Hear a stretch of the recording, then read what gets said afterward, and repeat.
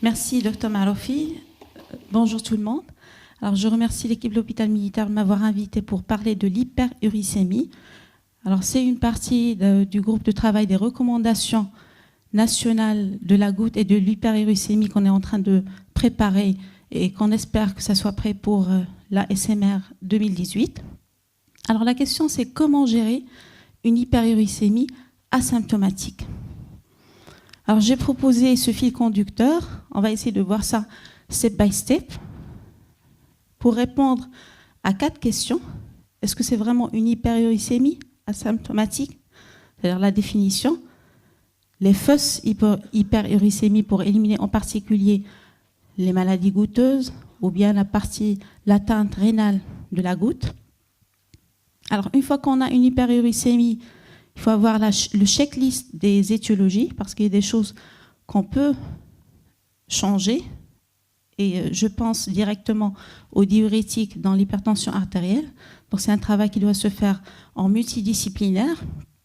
Alors, lorsqu'on a une hyperuricémie, alors ce n'est pas uniquement hyperuricémie idiopathique, mais il y a aussi des étiologies. Donc, la logique veut dire que lorsqu'on a une hyperuricémie, il y a une liste de bilans à vérifier pour ne pas passer à côté d'une anémie hémolytique, d'un myélome, alors des choses qui peuvent être graves. Donc, on va voir le checklist. Alors, la grande actualité, comme a dit Dr Marofi, c'est ce débat sur les comorbidités. On parle de 2 entités, la pathologie cardiovasculaire et l'insuffisance rénale chronique. Donc, il y a tout un débat, beaucoup de publications, un flot de publications pour argumenter la nécessité de prendre en charge l'hyperuricémie asymptomatique. Alors, ce n'est pas encore réglé. On va voir les recommandations à la fin. Et on arrive à la partie qui pourrait susciter plus d'intérêt, c'est-à-dire qu'est-ce qu'on fait en pratique. Et là, donc, le point fort, le pilier, c'est l'éducation thérapeutique, l'hygiène de vie. Donc, le professeur Lali vient de nous faire la prise en charge du surpoids. Alors ça, c'est obligatoire. Et puis, on va répondre à la question pour ou contre les hypouricémiants pour l'hyperuricémie asymptomatique. Donc, c'est des choses, on va procéder de la sorte et on commence par c'est quoi une hyperuricémie, c'est-à-dire la définition. Alors ça, c'est des choses que tout le monde connaît par cœur. Problème d'hyperuricémie parce que soit beaucoup d'apports, soit il y a un défaut d'excrétion. Et ça se passe entre les purines ingérées, le métabolisme interne et ce qui est excrété au niveau rénal après les transferts tubulaires de l'acide urique. Alors ça, c'est des choses qu'on connaît par cœur. Sauf que les définitions ne sont pas unanimes. Donc il y a un dernier article qui a été publié par professeur Bardin et qui suscite cette polémique de la définition de l'hyperuricémie parce que on trouve que dans les recommandations, il y a certains qui prennent un cut-off de 68, d'autres qui prennent des cut-offs qui sont différents en fonction de l'âge. Donc ce n'est pas encore bien défini parce que tout simplement, il y a plusieurs définitions. Il y a la définition physiologique. La physiologique, qui est la plus importante, c'est le point de saturation de l'urate in vivo pour développer des cristaux d'acide urique. Alors c'est ça ce qui est le plus appliqué actuellement. Sinon, on peut trouver des recommandations qui donnent des cut-offs pour l'homme et pour la femme parce qu'il y a des variations qui sont en fonction de l'âge. Alors on ne sait pas le cut-off pour avoir la pathologie. Alors ça, c'est des choses qui sont inconnues. Et bien sûr, si on bascule vers la goutte, donc c'est des choses qu'on connaît, un objectif thérapeutique inférieur à 60 dans les gouttes qui ne sont pas tophacées et inférieur à 50 pour les gouttes tophacées. Alors la question qui vient en tête, hyperuricémie, supérieure à 60 mg par jour, quel que soit l'âge, féminin, masculin, donc on a vraiment une hyperuricémie, est-ce qu'il n'y a pas les variations ? Et là, il faut vérifier les techniques de dosage de l'acide urique parce qu'il y a beaucoup de variations. Alors pour le même sujet, on peut dire qu'il y a des variations physiologiques. La fièvre augmente de 10% l'acide urique. Alors la partie au cours de l'été, c'est 5 à 7% d'augmentation par rapport à l'hiver. Ça augmente de manière avec une corrélation positive avec le poids. Au cours de la grossesse, donc on assiste au cours des 5 premiers mois à une diminution de l'acide urique. Alors ça, c'est des variations physiologiques à connaître.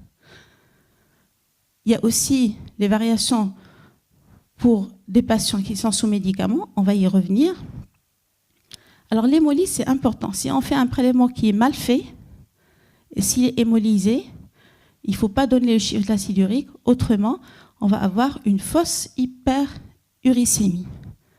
Et bien sûr, alors quelqu'un qui prend 1 gramme de vitamine C la veille et qui part faire un prélèvement d'acide urique, donc il faut s'attendre à un faux dosage de l'acide urique.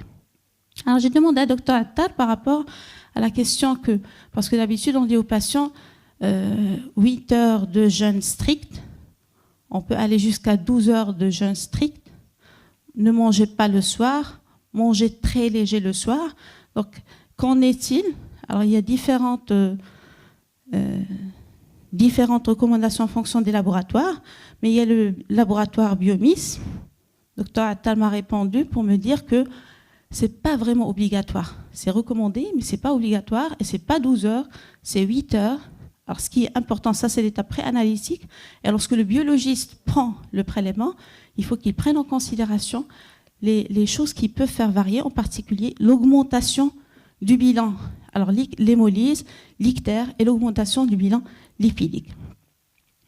Donc répondre à la première question.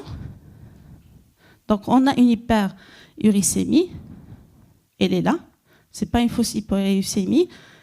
Est-ce que c'est pas quelque chose qui est caché? En particulier, on pense à la goutte.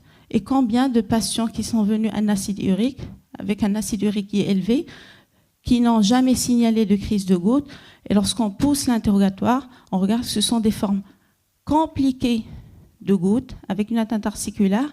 Alors ici, j'ai un cas qui a été suivi par Dr Mehdi Amis, je ne sais pas s'il est dans la salle.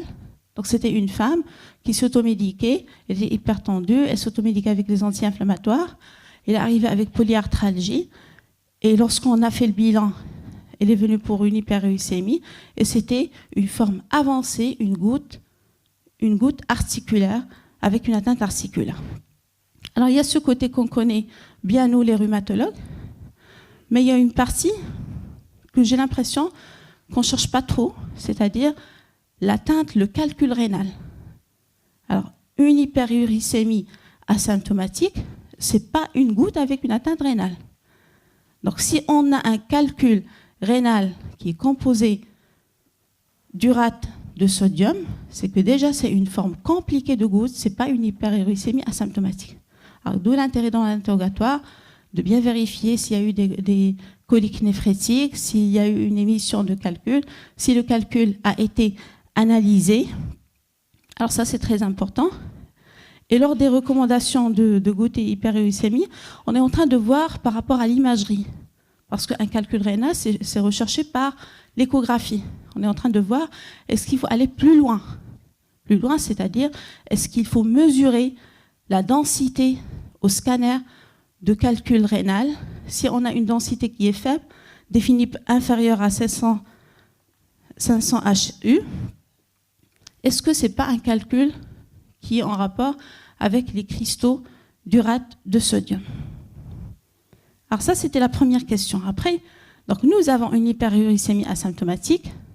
Il faut que ça soit stéréotypé. Il faut vérifier checklist. Donc ça, on propose de le faire dans le dossier avec les pathologies qui peuvent donner une hyperuricémie asymptomatique, les médicaments qui peuvent donner une hyperuricémie asymptomatique. On fait que cocher checklist. Donc là, on regarde. Alors ça, il y a plein de choses qu'on connaît. Les traitements antituberculeux.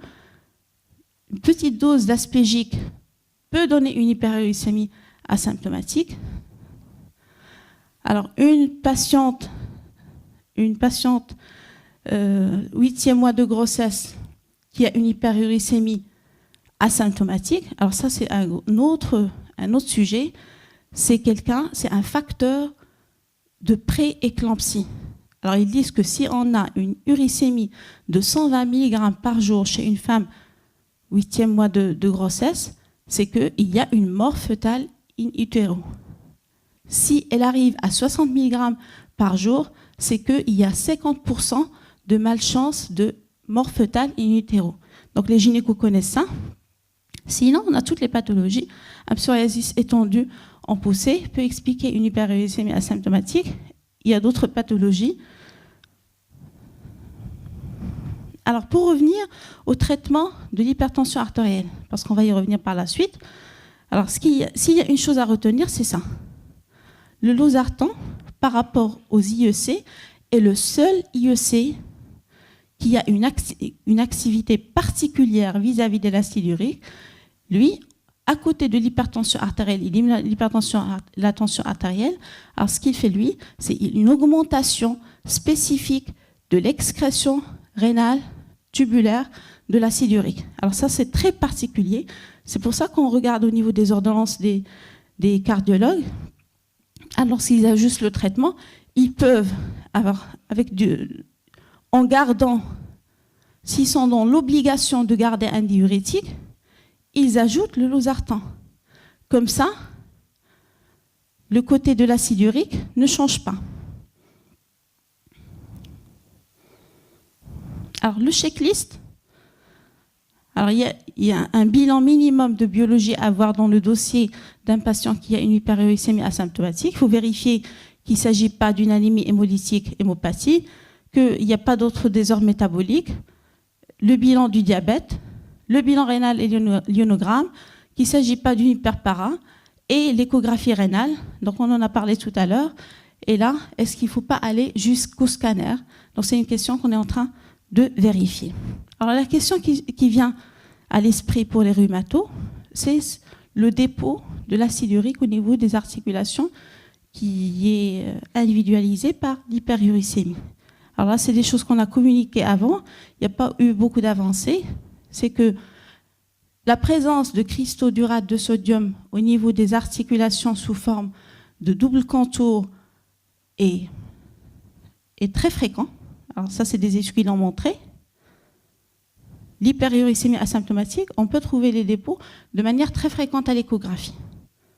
Sauf que les recommandations, en particulier les recommandations qui ont été faites entre Australie et Europe, l'initiative 3E, alors il dit que même s'il y a l'hyperuricémie, ça ne justifie pas de donner un traitement hypouricémiant. Même si on a ces signes entre parenthèses spécifiques de goutte, sans manifestation clinique, ça ne justifie pas de donner un traitement hypouricémiant. Alors on arrive à la troisième question, troisième étape, les comorbidités. Alors toute l'actualité, c'est les comorbidités. En fait, c'est pas aussi actuel puisque ça, on le trouve dans les recommandations ACR 2012. Donc déjà, il y a 5 ans, il y a un checklist de pathologies qu'il faut chercher, recommander pour chercher lorsqu'on a une hyperuricémie asymptomatique. Alors, mise au point récente faite par professeur Richette et professeur Bardin, alors toute récente, BMC 2017, alors qui fait le lien avec l'obésité, avec l'insuffisance rénale chronique, avec l'hypertension, le diabète type 2, dyslipidémie, toutes les cardiopathies, accident vasculaire cérébral, artériopathie périphérique. Donc, plein de pathologies qui peuvent accompagner une hyperuricémie. On commence par le syndrome métabolique. Alors, le syndrome métabolique, le professeur Dali en a parlé. Donc, j'ai bien aimé les mousquetaires, les 4 mousquetaires. Alors, avec les définitions, triglycérides, cholestérol, pression, glycémie, donc c'est bien codifié, avec quelque chose qu'on n'a pas toujours dans le dossier du patient, c'est-à-dire tour de taille. Supérieur à 94, obésité abdominale chez l'homme, supérieur à 80, alors c'est des choses très simples, mesurer 1 cm au-dessus de l'ombilic, et on n'a pas sur le dossier pour dire il a une obésité abdominale. Non, il n'a pas d'obésité abdominale. Alors ce syndrome métabolique qui est d'actualité, c'est parce que derrière, il y a beaucoup de risques. Alors ça, c'est un article qui a été publié par l'équipe de Rennes, professeur Chalès, et qui nous l'a exposé lors d'une conférence de gouttes il y a 2 ans. C'était la journée des rhumatos privés de Rabat. Et où il fait, alors regardez ce qui est en gris, c'est les 4 mousquetaires. Et ici, l'hyperuricémie et aux gouttes. Et ce qui est au milieu, c'est cette physiopathe de l'insuline résistance qui est au milieu. C'est vraiment le cœur. Et ça, c'est pour dire qu'il y a véritablement un cercle vicieux. Et ce cercle vicieux, on ne sait pas si ça donne l'hyperuricémie ou bien c'est l'hyperuricémie qui donne ça. Donc c'est vraiment un cercle vicieux, il y a une interaction assez compliquée. Et ça, c'était pour dire l'hyperuricémie est très présent, très prévalent lorsqu'on a un syndrome métabolique. Normalement, ça devrait faire partie du syndrome métabolique. Et cette liaison entre hyperuricémie et obésité a été montrée même par des essais cliniques. Alors ici, le fait de diminuer du poids, ça diminue le taux d'acide urique. Alors ça, c'est une implication thérapeutique importante qui va venir par la suite, c'est-à-dire le pilier de la prise en charge de l'hyperuricémie, c'est d'abord diminuer le poids. Et ça a été prouvé par des études. La prise de poids, au contraire, alors ça augmente l'acide urique. D'où l'intérêt de diminuer le poids pour pouvoir abaisser l'uricémie. Alors là, c'était pour voir qu'il y a le lien et pour dire que normalement, l'hyperuricémie devrait tôt ou tard rejoindre le syndrome métabolique dans les critères. Donc ce n'est pas uniquement les 4 mousquetaires, mais on peut ajouter peut-être l'hyperuricémie. Alors l'insuffisance rénale chronique. Alors il y a pratiquement 3 semaines, on était lors de la réunion des recommandations et avec le professeur Ousdoun, qui est professeur de néphrologie, la question de cause ou conséquence. Est-ce que l'hyperuricémie, c'est la conséquence de l'insuffisance rénale chronique? Et là, elle a parlé de patients qui ont une insuffisance rénale chronique et dans leur bilan, on retrouve une hyperuricémie qui est tout à fait normale puisque c'est des patients qui n'arrivent pas à fonctionner de manière correcte et on a une diminution de l'excrétion et donc augmentation de l'acide urique. Et on a l'inverse. C'est-à-dire la question qui reste, cause ou conséquence. Et j'ai trouvé ce tableau qui dit que lorsqu'on a une hyperuricémie qui est plus importante que ne le voudrait le degré de l'insuffisance rénale chronique, on va dire que ce n'est pas l'insuffisance rénale qui a donné l'hyperuricémie, mais c'est l'inverse. On peut attribuer, on peut dire, si on a 80 mg par litre d'uricémie avec une créate qui est légèrement élevée, 13 ou 14, ce n'est pas l'insuffisance rénale qui a causé l'hyperuricémie, mais c'est l'hyperuricémie. Donc ça, c'est un tableau qui suggère, c'est à affiner par la suite. Alors l'insuffisance rénale chronique, tout le débat, alors il y a les recommandations des sociétés savantes de néphrologie, et on essaie de dire, il y a beaucoup d'études transversales qui disent que le fait d'avoir une hyperuricémie, au long cours, ça va développer une insuffisance rénale chronique. Le problème,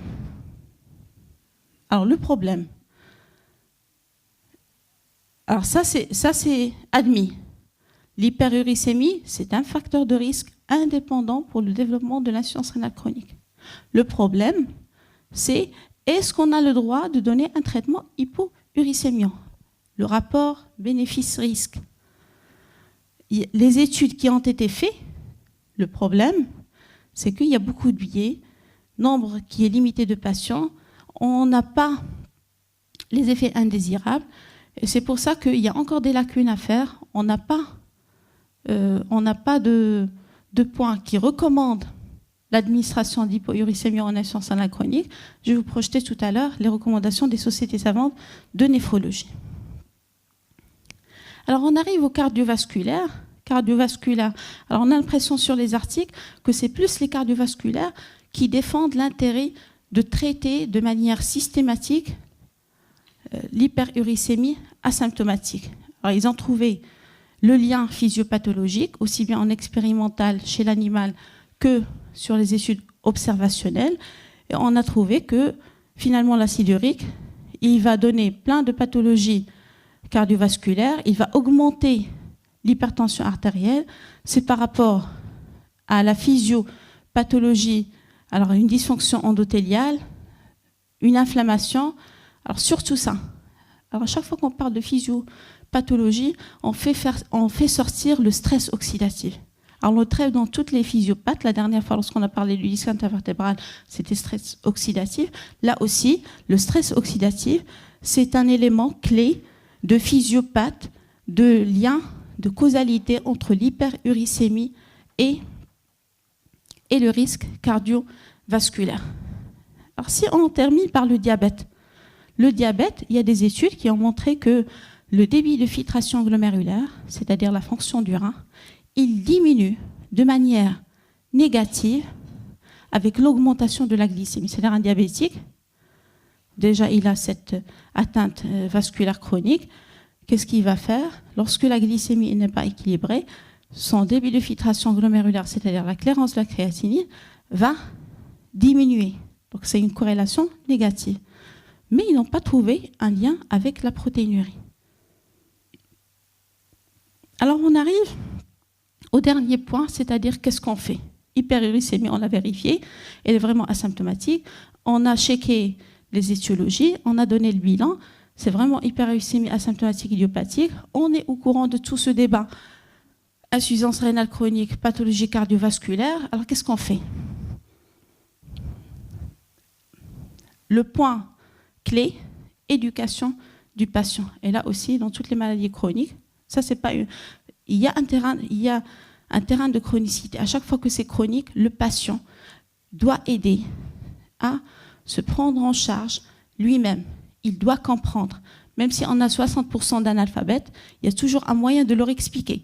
D'où l'intérêt, dans les recommandations, d'avoir des supports adaptés à la population analphabète, avec des schémas, des choses simplifiées.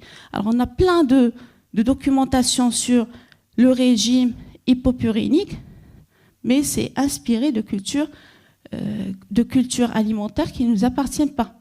Donc avec la nutritionniste qui est dans le groupe, on est en train de... L'idée c'est quoi? C'est de donner aux patients, à la disposition des médecins, pour donner et expliquer à leurs patients en majorité analphabètes l'alimentation marocaine, ce qu'il faut prendre, ce qu'il ne faut pas prendre, et ne pas faire du copier-coller par rapport à ce qui est occidental.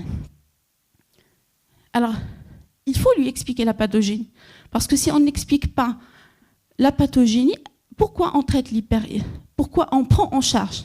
Je ne vais pas parler de traitement pharmacologique, mais pourquoi on doit prendre en charge l'hyperuricémie? C'est pour éviter la goutte, parce que l'hyperuricémie, c'est un facteur indépendant qui est sûr de goutte, pour éviter qu'il y ait une crise de goutte, et pour éviter, avec un terrain de comorbidité, d'aggraver les comorbidités, insuffisance rénale chronique et pathologie cardiovasculaire. Alors, il faut discuter avec les médecins. Alors, en dehors des rhumatologues, les différentes spécialités, c'est pour ça que dans notre groupe, on a choisi d'avoir avec nous des néphrologues, cardiologues, médecins généralistes, et le professeur Hijaj a proposé même d'avoir avec nous un patient goutteux, le point de vue du patient qui est très important. Tout ça pourquoi? Pour diffuser l'information. C'est-à-dire un médecin généraliste qui convainc, on a les patients qui arrivent, et pour un deuxième avis, l'exemple de tous les patients qui sont en train de se balader, de demander des avis un peu partout, pour vous dire, moi, on m'a parlé de gouttes. Donc, ce qui se passe dans la tête, pas uniquement des patients, mais aussi des médecins, c'est qu'une hyperuricémie, c'est une goutte. Et on dit même l'analyse de la goutte. L'acide urique, l'analyse de la goutte. Il faut prendre du temps avec le patient pour lui expliquer que l'hyperuricémie n'est pas la goutte. Alors ça, c'est important. Il faut discuter avec lui les comorbidités. Il faut qu'il participe de manière active. Il faut qu'il arrête le tabac. C'est important. Alors, il y a encore beaucoup d'inconnus sur le tabac, mais dans la physiopathe, c'est lui qui est l'acteur du stress oxydatif. On a un terrain de comorbidité avec pathologie cardiovasculaire, donc il faut parler de ce point. L'activité sportive. Alors, professeur Eldani, on a parlé largement. l'alimentation équilibrée et boire. Alors, on n'a pas besoin de ces tableaux. Plein de tableaux partout sur Internet. On a besoin de tableaux marocains pour dire... Alors, tout ça, c'est des choses qu'on connaît. Je ne vais pas vous apporter... Il y a les modérateurs qui arrivent. Donc, je vais favoriser les aliments pauvres en purine. Bien sûr, c'est un patient qui a des comorbidités. Donc, ne pas oublier dans la prise en charge nutritionnelle le diabète, la dyslipidémie et l'hypertension. La comorbidité cardiovasculaire, le losartan, puisqu'il a cette particularité d'action urico-urique, en dehors de la prise en charge, il diminue de 10%, ce qui est énorme. Remplacer l'aspirine par le clopidogrel de grêle et la spironolactone par rapport au diurétique. Alors, donner ou pas donner, c'est ça la question. Une véritable controverse, parce que donner, c'est pour éviter les risques.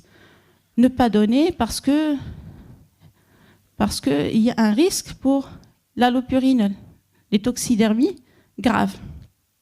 Alors, dans toutes les articles qui sont publiés, pas dans tout, mais dans la majorité des articles, alors ils insistent sur d'abord le pilier de l'éducation et l'activité physique et la diminution du poids et la prise en charge des comorbidités. En principe, il ne faut pas donner parce qu'il y a des considérations épidémiologiques, des pharmacovigilances, il n'y a pas encore d'études convaincantes et l'acide urique, cet acide urique, il est bien pour le cerveau, il est bien pour l'immunité médiée par la cellule T, c'est un antioxydant qui augmente la longévité, donc l'acide urique, lui aussi inférieur à 300, c'est risqué à 30. Alors, épidémiaux, pourquoi? Parce que tous les adultes, alors si on prend tous les adultes dans le monde, 10% des adultes vont faire au moins une hyperuricémie au cours de leur vie. Est-ce qu'on va donner un traitement à tous ces patients? Et puis, 80% des hyperuricémies restent asymptomatiques. Pharmacovigilance, c'est le site, alors l'ancien site de l'Agence nationale de sécurité des médicaments, alors qui a dit que pratiquement plus que la moitié d'effets secondaires graves, toxidermies graves, qui peuvent être létales, ne sont pas justifiés.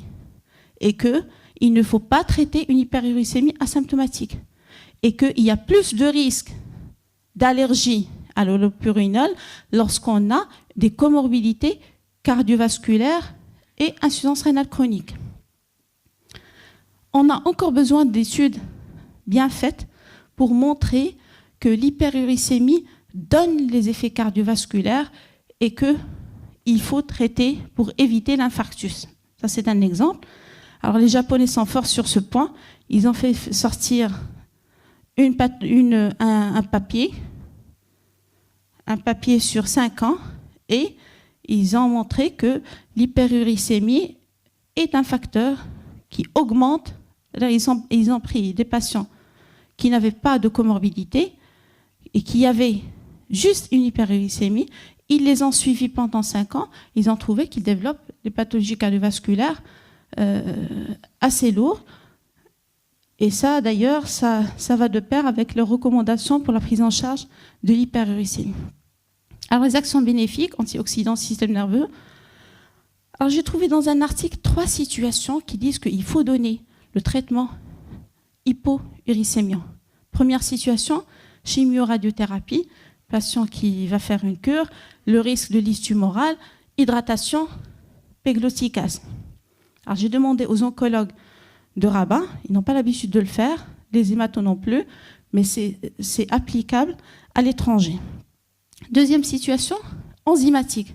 Alors, enzymatique parce que c'est des patients qui vont excréter de manière excessive l'acide urique au niveau rénal et ils vont développer des calculs. Donc là, c'est particulier, c'est des maladies génétiques qu'on a exceptionnellement l'occasion de les voir. Et la troisième situation, alors c'est ça ce qui se passe tous les jours, c'est-à-dire quel est le cut-off? À partir de quel chiffre on doit donner ou bien on discute l'administration d'un hypouricémiant.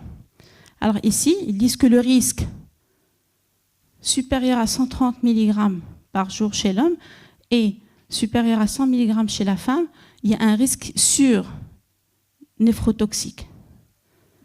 Il y a même des études qui sont en train de diminuer ce cutoff, ils le mettent à 90 mg par litre. Alors ça, c'est un article, c'est un point de vue des équipes qui essayent de défendre l'administration du traitement hypouricémiant. Et finalement, que disent les recommandations? Les recommandations européennes, non, il ne faut pas traiter. Les recommandations 3E, qui ont quand même l'Europe, l'Amérique du Sud, l'Australie, non, il ne faut pas traiter.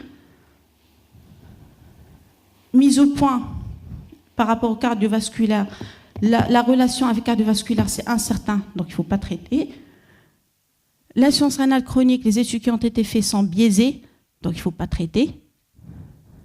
Alors ça, c'est l'algorithme des recommandations des néphrologues, pas de traiter. Alors commencent les recommandations un peu particulières. Les Portugais, les recommandations portugaises qui mettent un cutoff à 90 mg par litre. Les Japonais et en Taïwan, alors là, ils sont d'accord qu'il faut respecter le cutoff alors ça varie entre 90 pour éviter qu'il y ait les comorbidités. Alors là, c'est un terrain particulier en Asie.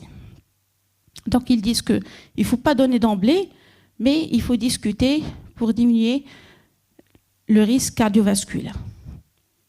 Alors les messages clés, on a une hyperuricémie asymptomatique, on a checké les étiologies, on a le bilan qui est demandé pour éliminer les étiologies, on est au courant, sensibilisé des comorbidités, mais ce n'est pas encore tranché.